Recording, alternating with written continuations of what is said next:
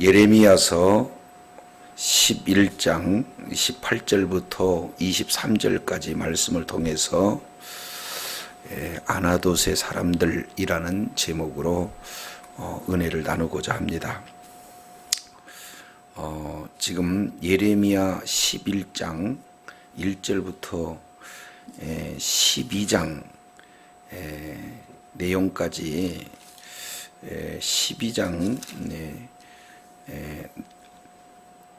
12장까지 내용을 살펴보면 17절까지 살펴보게 되어지면은 바로 심판에 대한 12가지 설교 중에 네 번째 설교가 되어집니다. 자, 그 내용 중에 이제 그 중반전에 이르는 내용들을 소개하고 있습니다. 11장 1절부터 우리가 17절까지 내용을 보면 크게 두 가지 내용을 말씀을 하고 있죠. 첫 번째는 이제 이스라엘 백성들이 남은 유다 백성들이 계속해서 우상을 숭배함으로 말미암아 첫 번째 행해진 모든 내용은 언약이 파해지는 겁니다.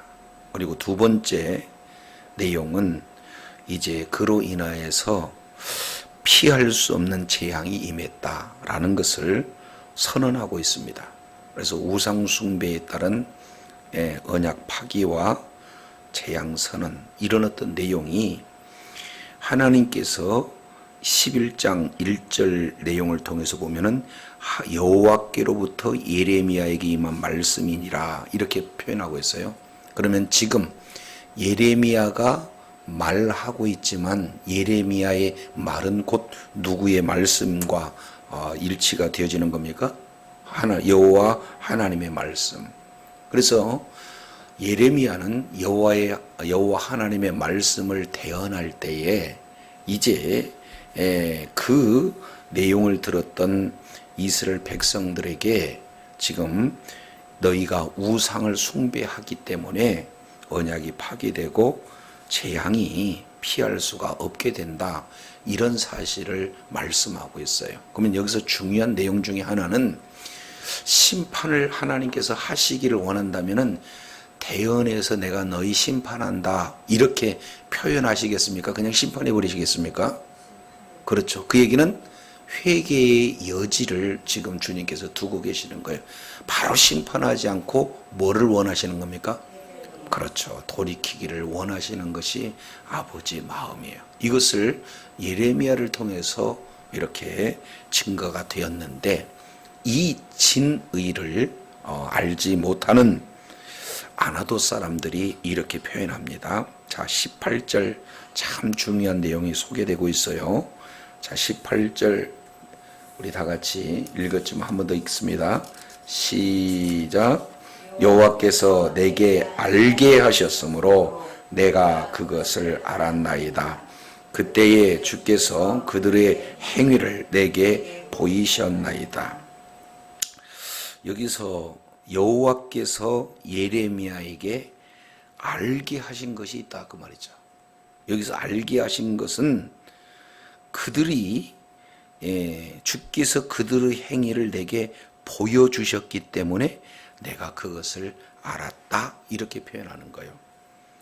자, 그러면은 하나님이 예레미야 선지자에게 보여서 깨닫게 하는 내용들은 무엇일까? 그 뒤에 19절에 이런 표현을 합니다.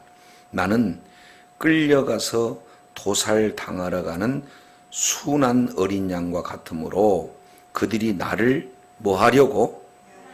해하려고 꾀하기를 나무와 열매를 함께 박멸하자. 그를 살아있는 자의 땅에서 끊어서 그의 이름이 다시 기억되지 못하게 하자 함을 내가 알지 못하였다.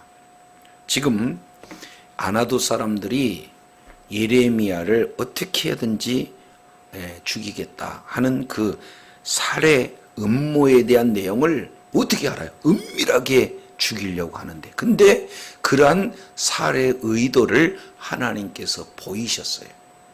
그러니까 하나님의 그러한 깨닫게 하심으로 예레미야가 가까스로 그 죽음의 문턱에서 빠져나올 수 있고, 그리고 이어서 예레미야가 하나님 앞에 취하고 있는 내용들은 20절입니다. 자, 20절 시작.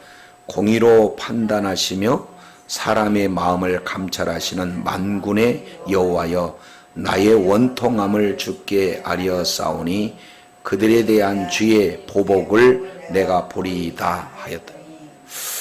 예레미야가 이제 마음이 이제 상당히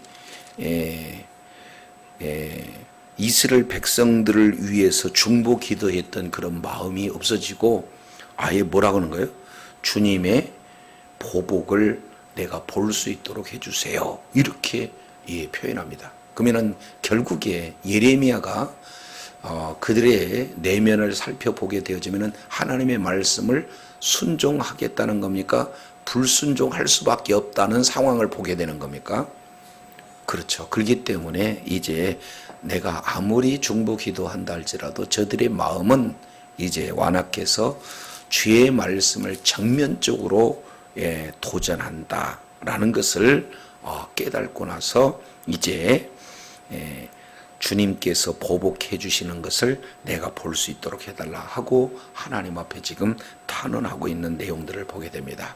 자, 여기서 우리가 한번 생각해 볼 수 있는 내용은, 모든 사람들은요, 말씀을 전하게 되어질 때 전하는 그런 어떤 내용들을 축복의 말씀을 하면은 좀 대적하고 힘들게 하는 사람이 있을까요?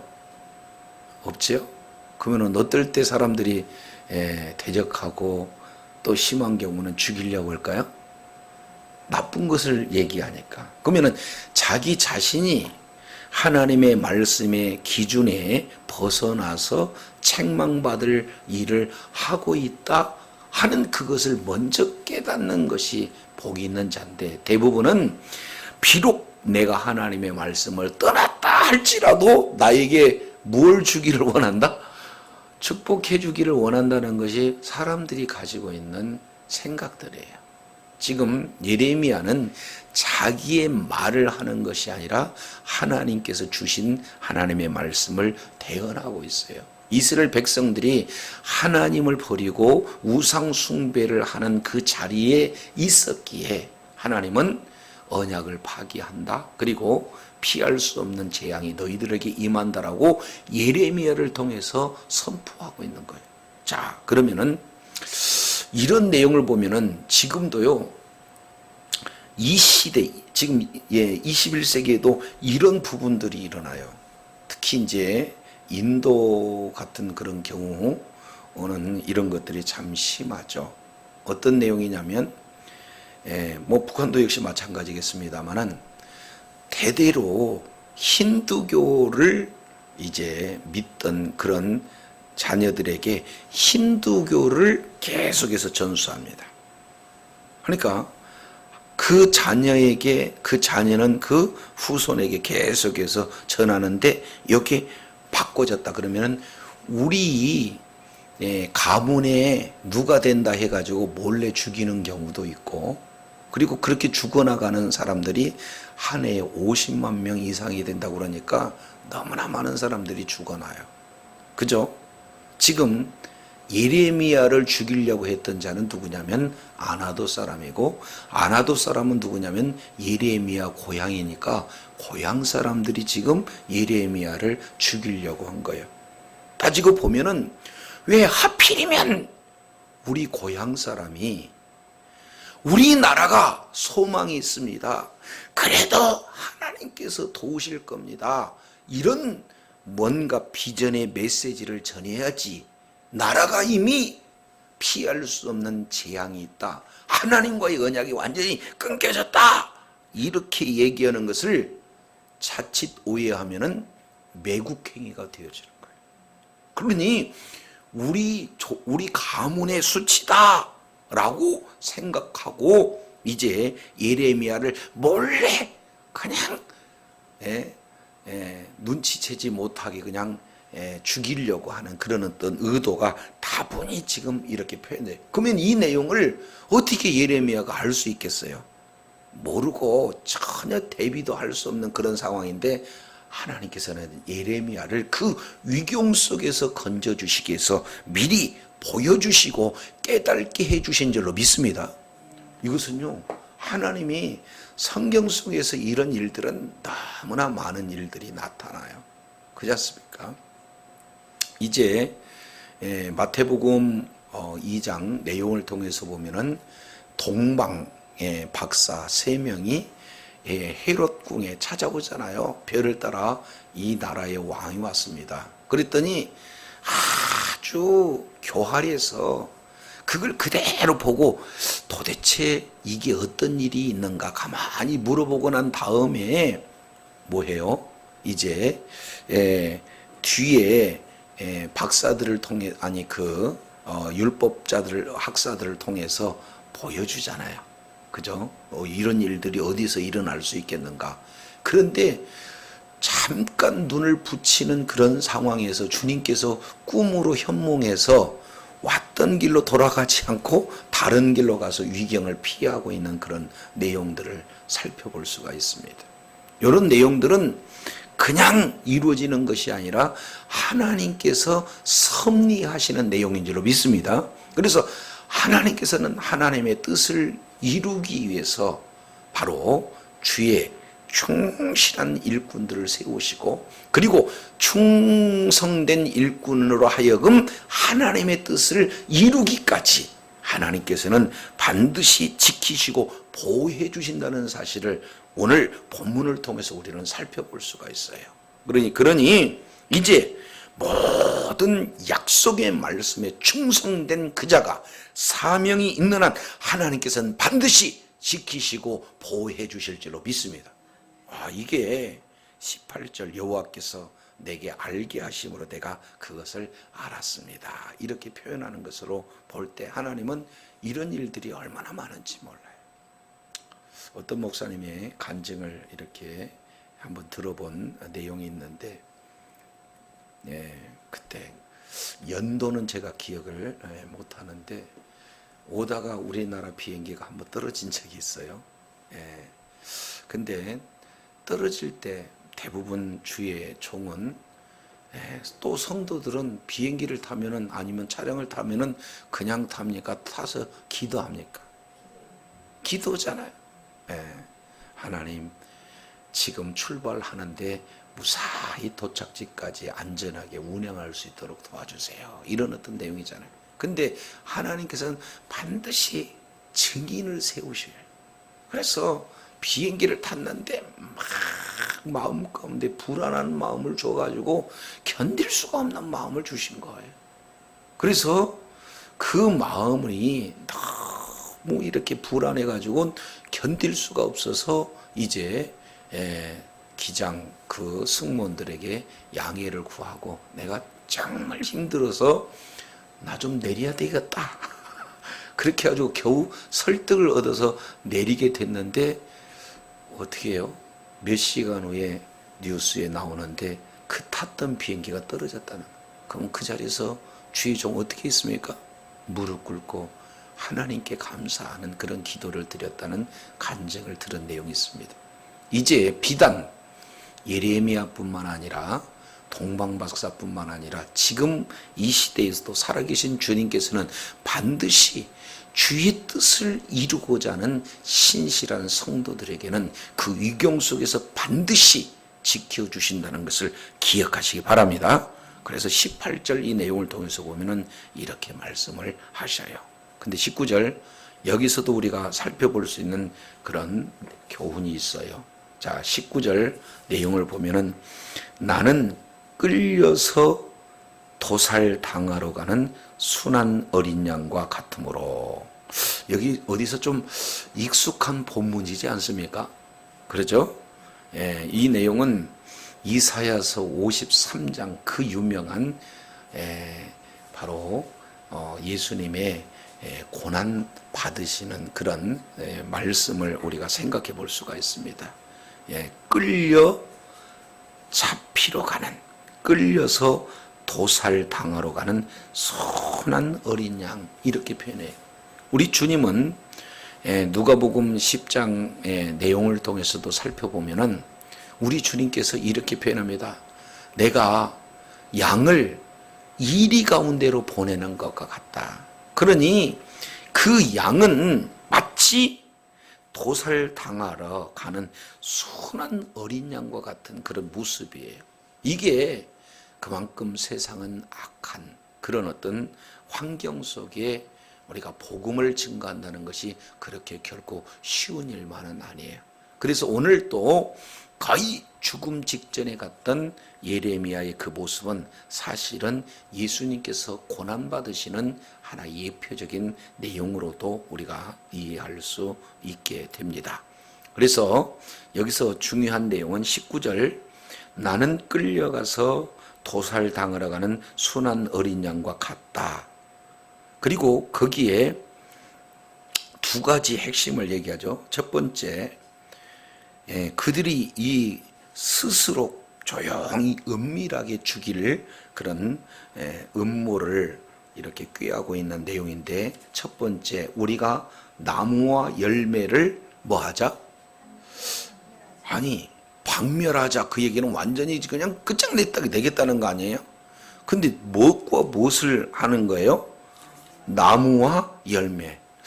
아주 본질적인 부분과 나타나는 현상적인 이 모든 것들을 다 아예 송두리째 없애버리겠다. 이게 얼마나 무서운 음모냐 그 말이에요. 그러면 여기서 나무는 1차적으로 누구를 얘기하는 겁니까?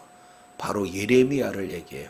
그리고 열매는 예레미야 후손으로도 볼 수 있는데, 예레미야서 16장 이 내용을 통해서 살펴보면은 예레미야는 독신자입니다. 그러니까 후손이 될 수가 없지요. 따라서 나무와 열매는 결국에는 예레미야를 통해서 선포되어지는 예언의 말씀 자체를 없애버리겠다 그 말.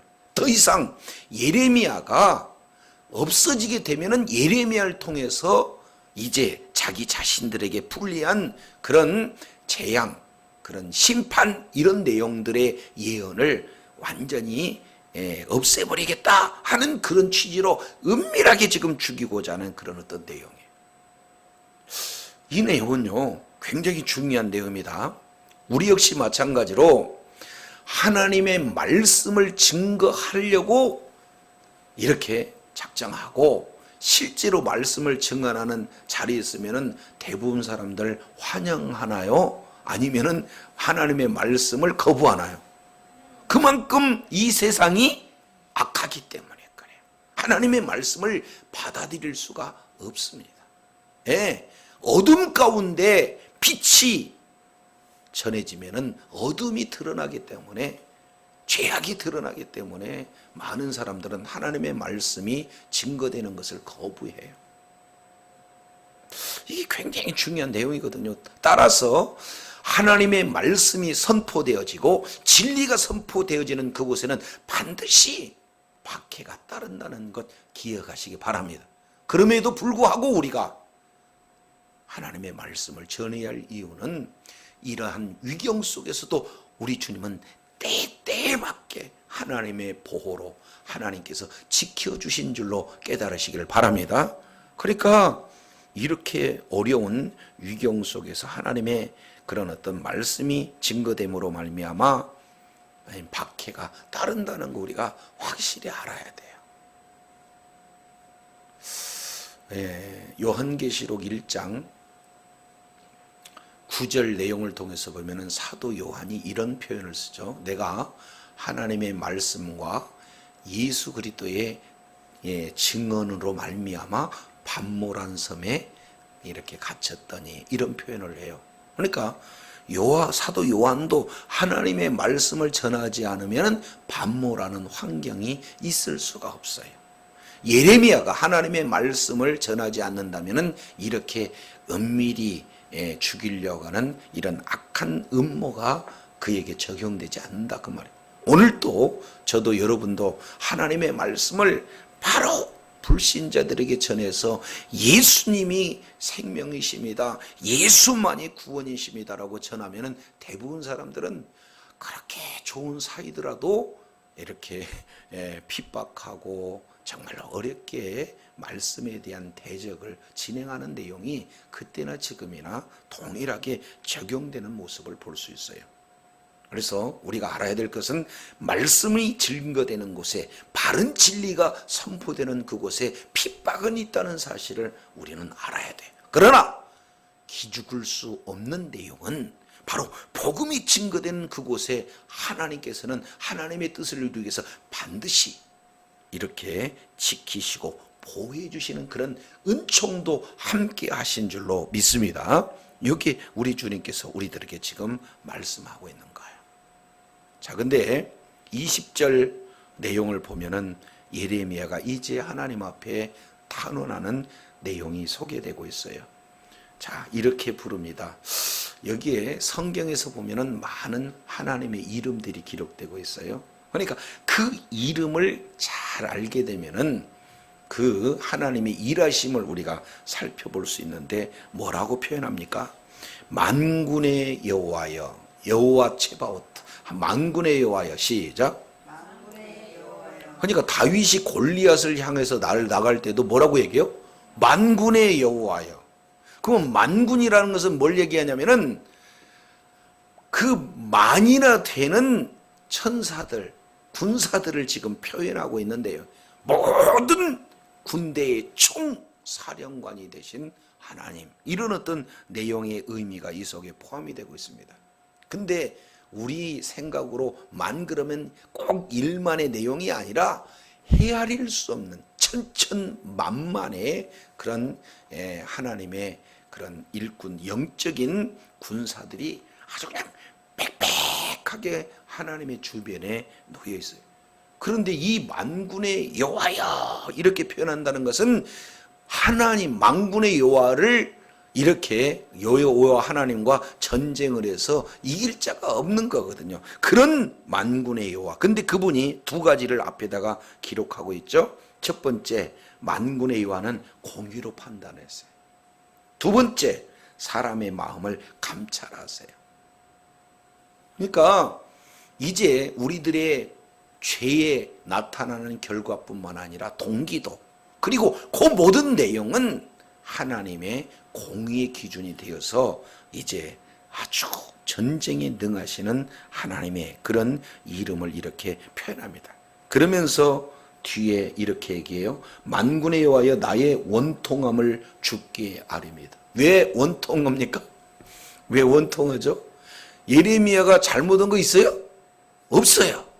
그런데 가장 가까운 고향 사람들에게 이렇게 은밀히 살해당할 수 있는 이런 어떤 상황까지 놓여 이렇게 지다 보니까 나의 원통함을 주님 아뢰입니다. 그러니 주님의 보복을 내가 볼 수 있도록 해주세요 라고 이렇게 기도하고 있어요. 여기서 이렇게 기도하는 그런 내용은 이미 하나님의 말씀을 선포해도 돌이키지 않는 그런 사람들에 대한 부분들을 보았기 때문에 이런 기도들을, 이런 탄원을 주님 앞에 이렇게 하고 있습니다. 그러면은 이 기도를 우리 주님은 반드시 들어요. 이것이 법정 상황에서 재현되어지는 내용이거든요. 자, 21절 보면은 하나님께서는 그 기도를 들으시고 이런 판결을 하십니다. 자, 21절 다 같이 읽겠습니다. 시작. 여호와께서 아나도 사람들에게 대하여 이와 같이 말씀하시되 그들이 내 생명을 빼앗으려고 찾아 이르기를 너는 여호와의 이름으로 예언하지 말라 두렵건대 우리 손에 죽을까 하노라 하는도다. 그럼 우리 주님께서 지금 예레미야에 대한 그 탄원을 듣고 지금 판결하시는 내용을 봤더니 그들이 내 생명을 빼앗으려고 찾아 이렇게 이르기를, 그러니까 은밀하게 진행이 되지만 얼마나 적극적으로 능동적으로 지금 죽이려고 하는 내용이 치밀한 것을 지금 보여주고 있습니다. 근데 거기서 빼앗는 것은 무엇을 빼앗아요? 내 생명을 빼앗으려고 이런. 근데 왜 생명을 빼앗으려고 이렇게 치밀하게 은밀하게 아주 이런 내용으로 이렇게 다가섰나? 두 가지를 표현해요. 첫 번째 내용을 봤더니 너는 여호와 이름으로 뭐 하지 말라? 그러니까 예언을 철저하게 봉쇄시키고 있는 내용입니다. 그러면은 예언하지 말라는 것은 결국에 하나님의 말씀이 선포되지 말라는 거고, 이 내용은 궁극적으로는 하나님에 대한 적대 행위면서 동시에 반역 행위다 그 말이에요.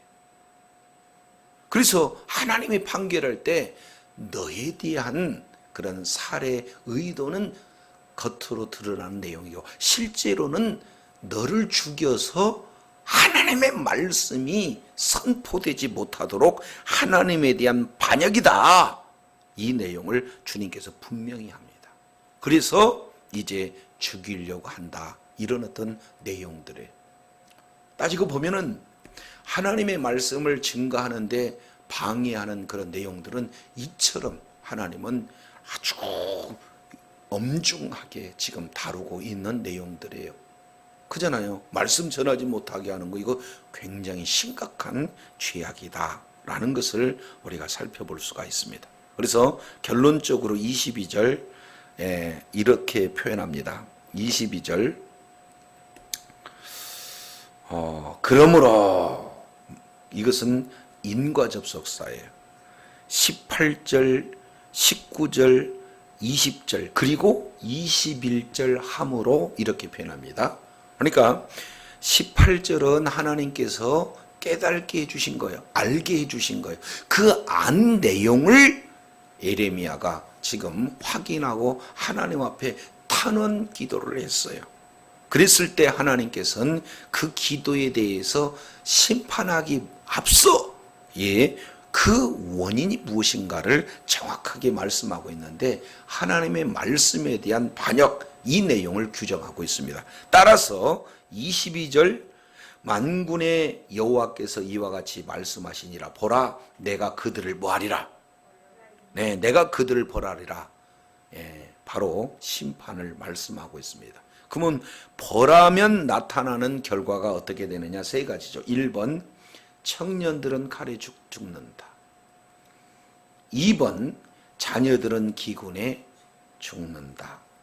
3번, 남는 자가 없다. 완전히 하나님께서 멸하시겠다 하는 그 의지를 이렇게 말씀을 하고 이미 바로 벌하실 것을 선언하고 있어요. 그 이유가 뭐냐? 23절. 왜냐하면 내가 아나도 사람들에게 뭐를 내리니? 재앙을 내리리니 곧 그들을 뭐 할 것이라? 벌할해이라. 그러면 두 가지 내용으로 여기도 되죠. 아나도 사람들에게는 재앙을 내린다. 반드시 재앙은 집행하겠다. 그러나 시기는 그들을 벌할 해가 있다. 이것을 말씀하고 있어요. 자, 여기서 보면 우리가 예수님도 하나님의 말씀을 계속해서 전하고 돌이킬 것을 얘기했지만은 끝끝내 예수님을 죽였던 바로 종교 지도자들의 모습을 살펴볼 수가 있고, 그 내용을 미리 예레미야의 선지자를 통해서 예수님의 그림자의 모습으로 지금 보여주고 있는 그런 어떤 내용입니다. 이것을 우리에게 그대로 적용해 보면은 우리 역시 마찬가지로 어떻게든지 말씀대로 살려고 애를 쓰고, 그리고 말씀을 바로 증거하려고 증거하는 현장에 있으면은 어려움이 있어요, 없어요? 당연히 어려움이 있다라는 것을 보여줘요. 그럼에도 불구하고 우리는 예수님께서 이렇게 표현해요. 내가 양을 이리 가운데로 보내는 것 같다. 뻔히 이리들이 득실거리고 있는 상황을 아시면서도 저와 여러분을 파송을 해요. 자, 이 내용을 예수님께서는 이렇게 표현합니다. 고향에나 선지자가 고향에 가면은 대접을 받는데 대접을 받지 못한대요. 이제 한 군데 찾아보도록 하겠습니다. 마태복음 13장입니다. 마태복음 13장.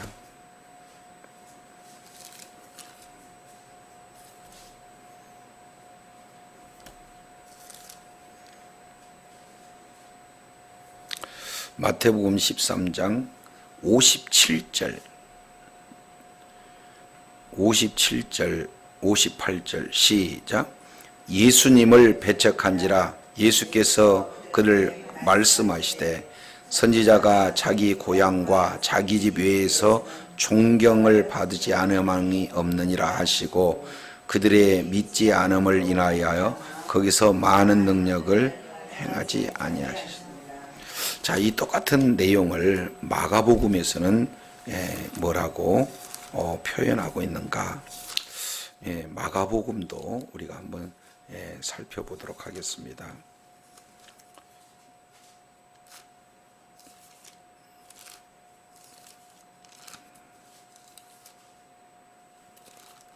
아이고, 어디 다른 데를 찾아보네. 마가복음입니다.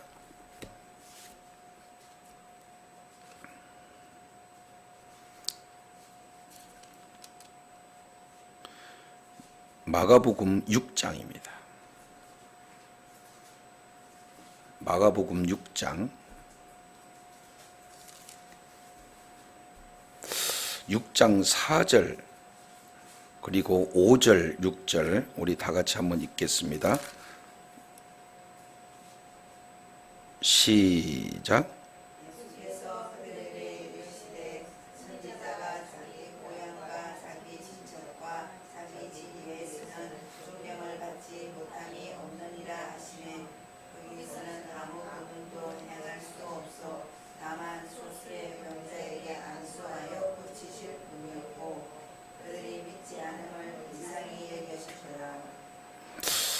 지금 여기서 내용을 보면은 예수께서 거기에 떠나가사 고향으로 가시니 제자들도 쫓으니라 이렇게 표현을 하고 있어요. 자, 여기서 이제 어디하고 연관지어서 살펴봐야 되냐면 누가복음 4장하고 연관지어서 볼 수 있는 그런 내용이 소개가 되고 있습니다. 누가복음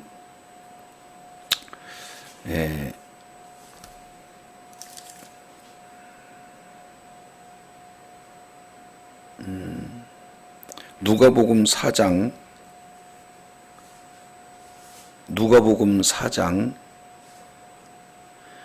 24절 보겠습니다. 24절. 이게 굉장히 중요한 내용이에요.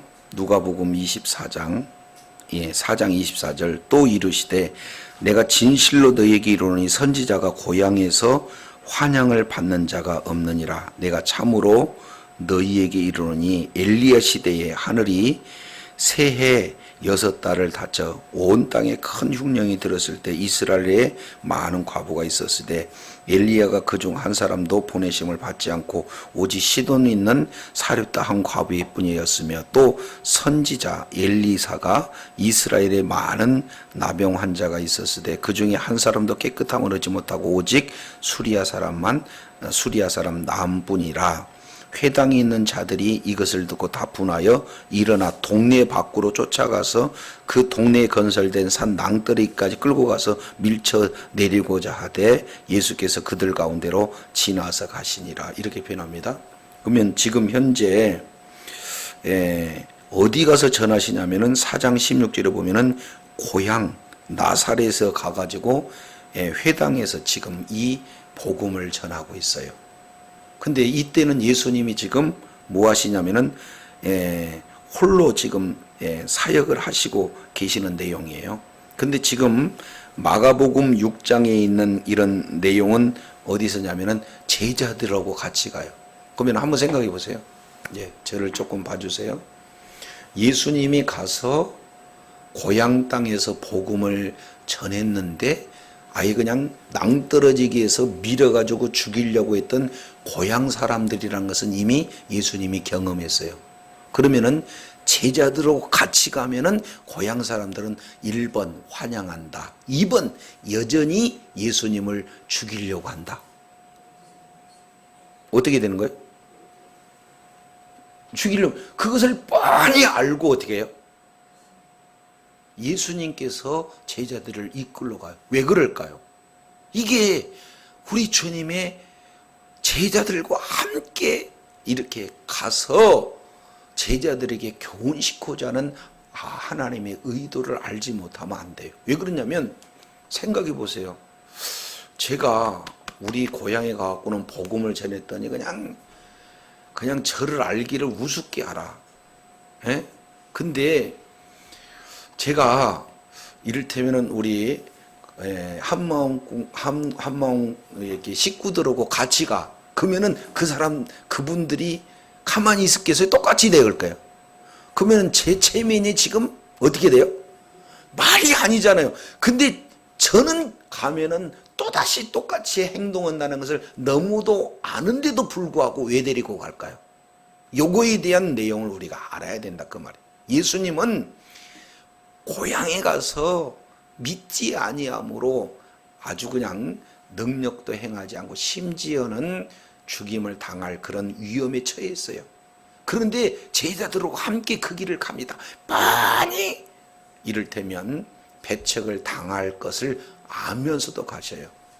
거기에는 아주 중요한 핵심 내용이 들어가 있는데 그것은 바로 제자들에 대한 교육을 포함하고 있어요. 왜냐하면 얘들아, 스승인 나도 내 고향에 가면 이렇게 대우를 받는단다.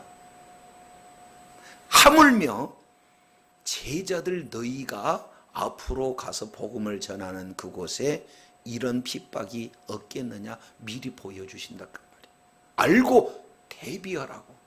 환경이 나면 그 환경 때문에 무너지는 일이 없도록 하기 위해서. 오늘 예레미야 선지자가 가서 고향에 가서 복음을 전했더니 이것은 우리 고향의 수치다, 아예 매국적 행위다 해가지고는 은밀히 죽이려고 하는 그런 내용이에요. 이것을 우리 주님은 많이 알고 그들에게 복음을 전해. 그 얘기는 복음을 듣고 돌이키기를 원하시는 아버지의 마음을 우리가 볼 수 있습니다. 그럼에도 불구하고 받아들이지 않고 죽이려고 하는 그 위경 속에서 우리 주님께서는 알리게 하셔서 보호해 주시는 그런 어떤 내용 또한 말씀을 하고 있습니다. 저도 여러분도 예레미야가 말씀을 전했더니 여러 가지 핍박이 나타나요. 예수님이 말씀을 전했을 때 받아들이지 않는 것에 대한 죽음의 그런 내용과 똑같은 내용이죠. 저도 여러분도 말씀을 증가하는 그곳에 반드시 핍박은 이런 나타나게 되어 있다는 사실을 오늘 본문을 통해서 볼 수가 있습니다. 그럼에도 불구하고 우리가 복음을 증가하는 그곳에 내가 양을 이리에게 보내는 심령과 같다 하면서도 보내는데 그러면 우리를 죽이라고 보낼까요? 그렇지 않죠? 반드시 보내는 그 장소에 우리 주님은 동행해 주신다는 사실을 기억하시기 바랍니다. 그래서 이제 너희는 가서 모든 족속으로 제자를 삼아 아들과 아버지와 성령의 이름으로 세례를 주고 내가 너희에게 분부한 모든 것을 가르쳐 지키게 하라. 다 같이 볼지어다 내가 세상 끝날까지 너희와 항상 함께 있으리라. 할렐루야. 우리 주님께서 반드시 함께 해 주시겠다는 거예요. 그래서 함께 해 주시기 때문에 거기에 합당한 이를테면 지혜를 주시고 합당한 능력을 주시기에 이제는 복음을 증거할 때 그들의 마음이 우리 하나님이 일하심으로 말미암아 능력이 나타나고 그들이 회개하고 돌아오는 역사도 있고 그리고 위경 속에서 뱀 같은 지혜, 비둘기 같은 순결한 그런 내용을 통해서 능히 외적으로는 핍박당해서 죽임 당할 수 있는 그런 환경이지만 반드시 그런 위경 속에서도 보호받는 그런 그림들을 보여주고 계시다는 것 기억하시 바랍니다. 그래서 예레미야 오늘 선지자가 고향 땅에서 배척받는 것, 그리고 예수님이 고향 땅에서 배척받는 것, 그리고 예수님이 제자들이 이런 교훈을 받아서 배척받고 고난당한다 할지라도 복음을 증가해서 하나님의 그 사랑을 증감으로 한 산 영혼이라도 주님의 품으로 돌아오는데 우리가 쓰임을 받는다면, 우리 주님은 그런 자와 함께 하셔서 위경 속에서 건져주시고 필요에 따라서 지혜도 주시고 능력도 주신 줄로 믿습니다. 그리고 이러한 말씀에 따른 수고와 노고를 기억하셔서 주님 오실 그때 우리 주님이 반드시 대갚아 주신다는 것이 주의 약속이에요. 오늘의 모든 삶의 현장 속에서 주님의 동행하심과 주님의 보호하심으로 복음 증가는 그곳에 하나님의 일하심을 경험하며 하나님 앞에 끝까지 존귀하게 쓰임받는 복된 은혜 있기를 원합니다. 기도드립니다. 아버지 하나님 감사합니다. 오늘 또 말씀을 통해서 살펴보았더니 이제 예레미야가 고향 땅에서 박해를 받는 모습은 바로 예수님의 모습의 그림자요, 동시에 예수님의 제자이고 우리들의 모습을 이렇게 말씀을 하고 있는데, 이제 그러한 모든 세상 사람들은 어둠에게 복음이 증거되고 말씀이 증거된 곳에 패책이 나타나지만, 그래도 이제 듣든지 아니 듣든지 우리가 복음을 전할 때 우리 주님은 약속대로 동행하여 주시고 필요에 따라서 지키시고 보여주실 뿐만 아니라 크신 능력과 지혜를 통해서 능히 모든 위경 속에서 극복하고도 남을 만한 하나님의 놀라운 은혜가 임한 줄로 믿습니다. 주님 오시는 그날까지 주의 뜻을 이루고 충성된 일꾼으로 여김을 받아 오늘 예레미야가 하나님 앞에 안전하게 보호받는 놀라운 은혜를 날마다 경험할 수 있도록 주님 축복하여 주시옵소서. 감사드리며 예수님 이름으로 기도드립니다. 아멘.